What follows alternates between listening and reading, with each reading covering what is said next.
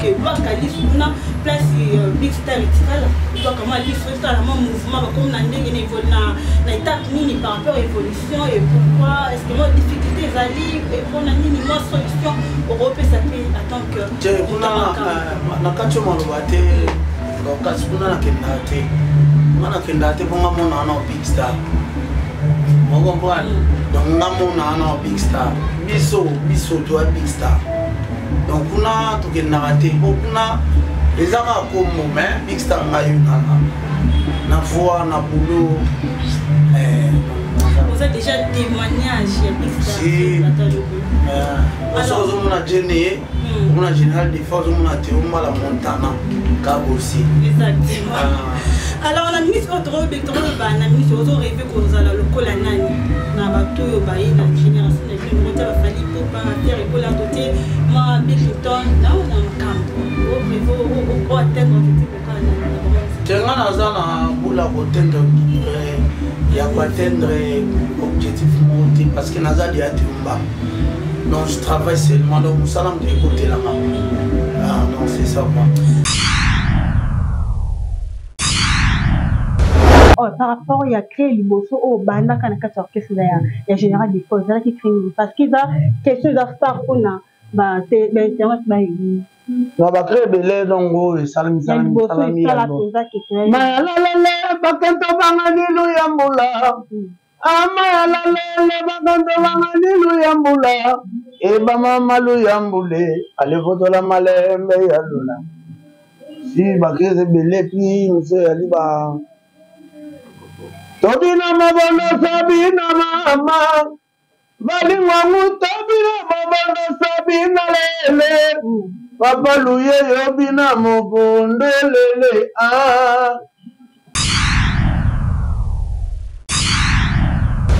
Kilo Nagoko chelo mobo netima sana biso fali Aimandi mogo Legongoli yaliyo et Congo Njoyo azongi donc on comprend pourquoi pas ngape na kozonga on doit comprendre na kozonga pas kozonga kana base son excellence président de la République tazonga la base bon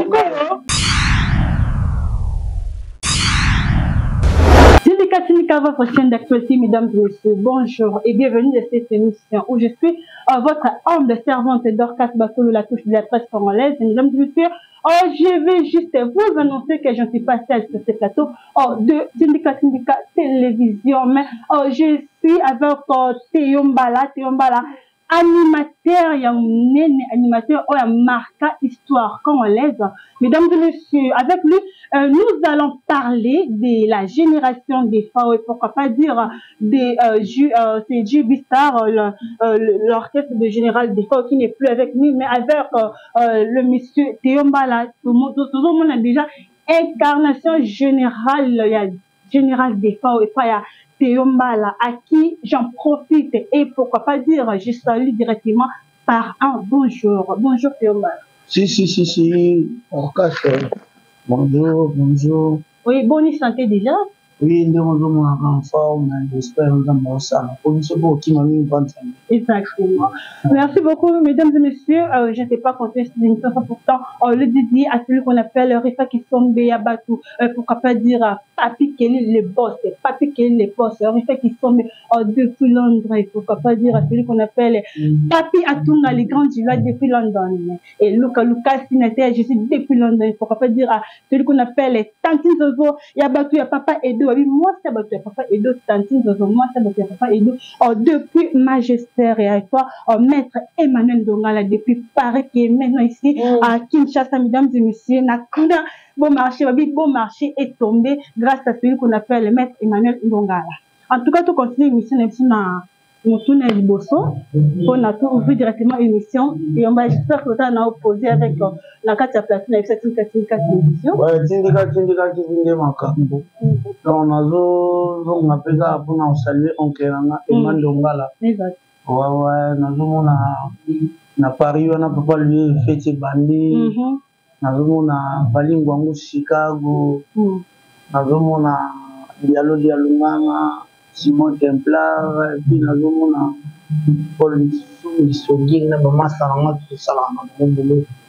Merci beaucoup, Théombala.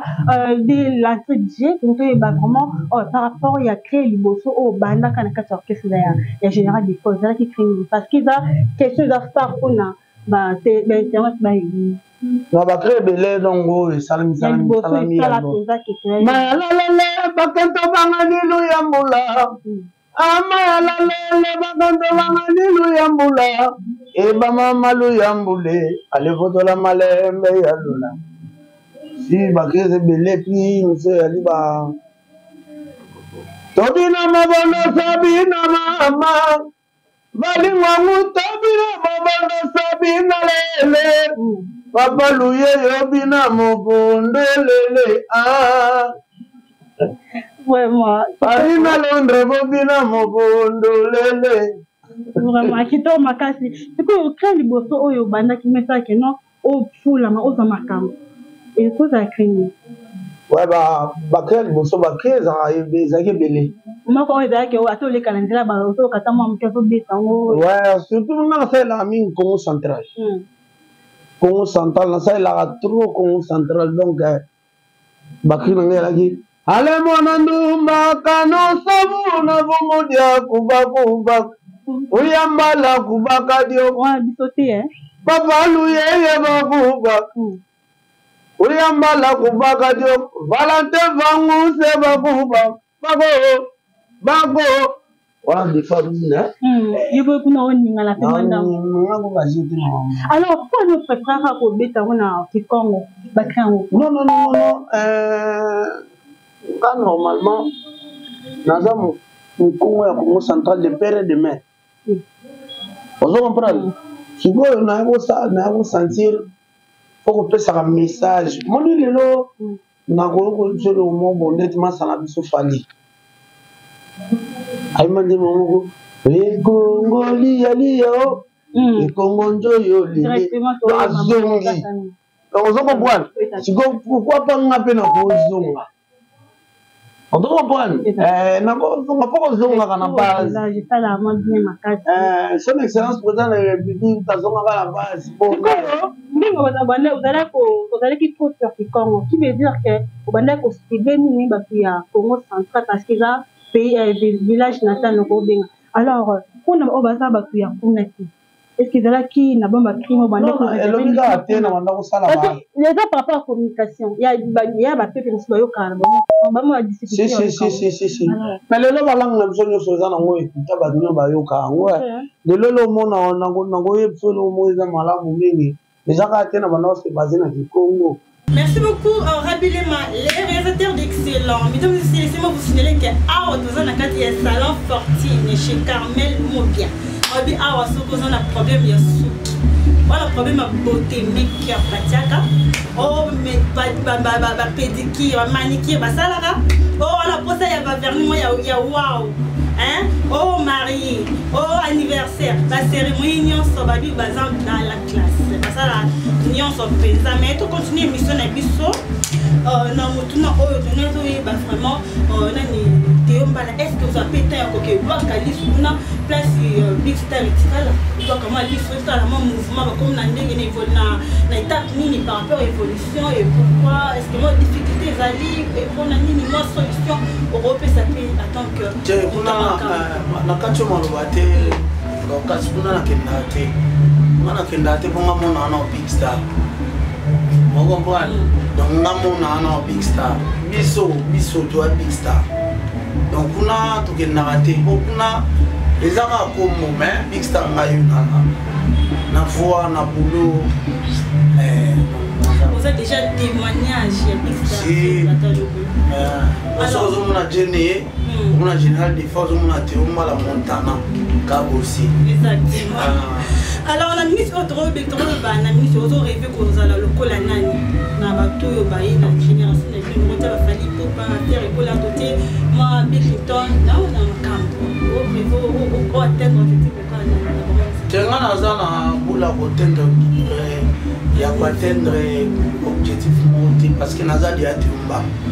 Non, je travaille seulement, donc nous allons écouter la maman. Ah non, c'est ça, moi. banga ba frère nga ba ninga nga to bana ba musique nzela mo ne nzamba bomboli bango nga penza mazo bangola nga c'est tout.